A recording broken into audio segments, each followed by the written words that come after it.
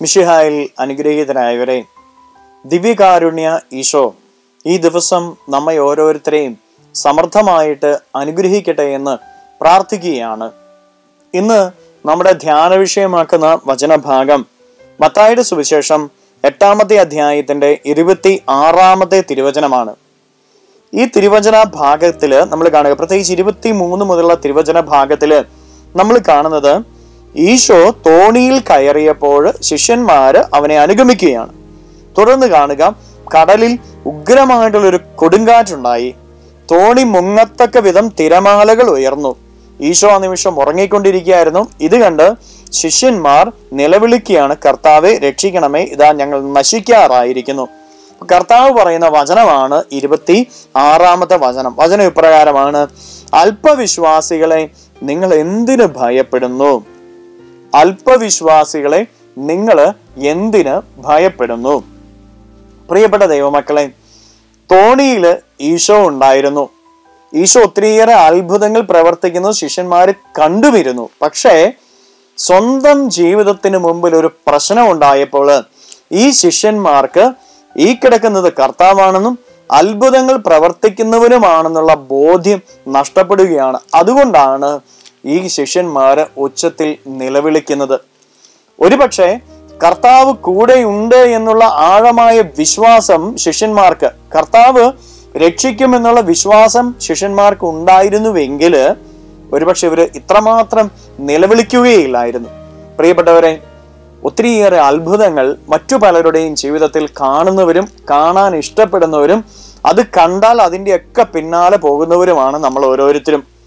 അത്ഭുതം കുപ്പിയിൽ ഒഴിച്ച് നൽകുകയാണെങ്കിൽ അത് വാങ്ങാൻ വേണ്ടി മലയാളി എവിടെയും പോകും. അത്രമാത്രം അത്ഭുതത്തില് വിശ്വാസമുള്ളവരും അതിന്റെ പിന്നാലെ പോകുന്നവരുമാണ് മലയാളികളായ നമ്മൾ ഓരോരുത്തരും. എന്നാൽ സ്വന്തം ജീവിതത്തിൽ പ്രശ്നം ഉണ്ടാകുമ്പോൾ പ്രിയപ്പെട്ടവരെ, നമ്മൾ എത്രമാത്രം കർത്താവിനോട് ചേർന്ന് നിൽക്കുന്നുണ്ട്?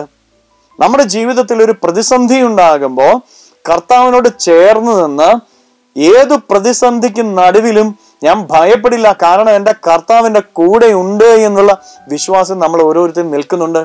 ഇന്ന് ജീവിതത്തിന്റെ പ്രതിസന്ധികൾ ഉണ്ടാകുമ്പോൾ ഭയപ്പെട്ട് നിൽക്കുന്ന നമ്മളോട് ഓരോരുത്തരോടും കർത്താവ് ചോദിക്കുന്ന ചോദ്യം ഇതാണ്: അല്പവിശ്വാസികളെ, നിങ്ങൾ എന്തിന് ഭയപ്പെടുന്നു എന്ന്. ജീവിതത്തിൽ പല സ്ഥലങ്ങളിലും നടക്കുന്ന അത്ഭുതങ്ങളും വലിയ സംഭവങ്ങളും ഒക്കെ ഓർത്ത് അതിന്റെ പിന്നാലെ ഓടി അത് കാണാനായിട്ട് ഇഷ്ടപ്പെടുകയും അത് കണ്ടു നടക്കുകയും ചെയ്യുന്ന നമ്മൾ ഓരോരുത്തരും ജീവിതത്തിൽ പ്രതിസന്ധി ഉണ്ടാകുന്ന ഈ നിമിഷത്തിൽ തളർന്നിരിക്കുകയാണെങ്കിൽ കർത്താവ് നിന്നോട് ചോദിക്കാം, നീ എന്തിനാണ് ഭയപ്പെടുന്നത് എന്ന്. കർത്താവ് കൂടെയുണ്ട് മക്കളെ. നമ്മുടെ കർത്താവ് നമ്മുടെ കൂടെയുണ്ട്. നമ്മുടെ ജീവിതമാകുന്ന തോണി, ഈ ലോകമാകുന്ന ഈ കടലിൽ ഇങ്ങനെ യാത്ര ചെയ്ത് മുന്നേറുമ്പോൾ നമ്മുടെ കർത്താവ് നമ്മുടെ ജീവിതമാകുന്ന തോണിക്കുള്ളിൽ ഉണ്ട്. അതുകൊണ്ട് നമ്മൾ ആരും തകരാൻ പാടില്ല, തളരാൻ പാടില്ല, ഭയപ്പെടാൻ പാടില്ല, നിലവിളിക്കേണ്ട. അവിടെ കർത്താവ് നമ്മളെ രക്ഷിക്കും. രക്ഷിക്കാൻ കഴിവുള്ളവനാണ് നമ്മുടെ കർത്താവ്. അതുകൊണ്ട് ജീവിതത്തിന്റെ പ്രതിസന്ധിക്ക് നടുവില് തളരരുത് നമ്മൾ ഓരോരുത്തരും, പതറരുത് നമ്മൾ ഓരോരുത്തരും, നിലവിളിക്കേണ്ട കാര്യമില്ല നമ്മൾ ഓരോരുത്തരും. കർത്താവ് നമ്മുടെ കൂടെയുണ്ട്. ഈ ഒരു ചിന്തയോടെ കർത്താവിന് മുമ്പിൽ നമുക്ക് സ്തുതിച്ച് പ്രാർത്ഥിക്കാം. ഹല്ലേലൂയ. യേശുവേ, ആരാധന ആരാധന ആരാധന ആരാധന ആരാധന. Hallelujah hallelujah hallelujah hallelujah hallelujah. കർത്താവെ, ഞങ്ങളുടെ ജീവിതത്തിൽ ചില നിമിഷങ്ങളിലെങ്കിലും വിശ്വാസം നഷ്ടപ്പെട്ടു പോകുന്ന അവസ്ഥകളുണ്ട്. അത്ഭുതങ്ങൾ ഏറെ കാണുന്നുണ്ടെങ്കിലും അതിന് പിന്നാലെ പോകുന്നുണ്ടെങ്കിലും ഞങ്ങളുടെ വ്യക്തിപരമായ ജീവിതത്തിന്റെ പ്രതിസന്ധിക്ക് നടുവിൽ ഈശോയെ, ഞങ്ങൾ ചിലർ നിമിഷങ്ങളിൽ തളർന്നു പോകുന്നുണ്ട്, തളരുന്നുണ്ട്.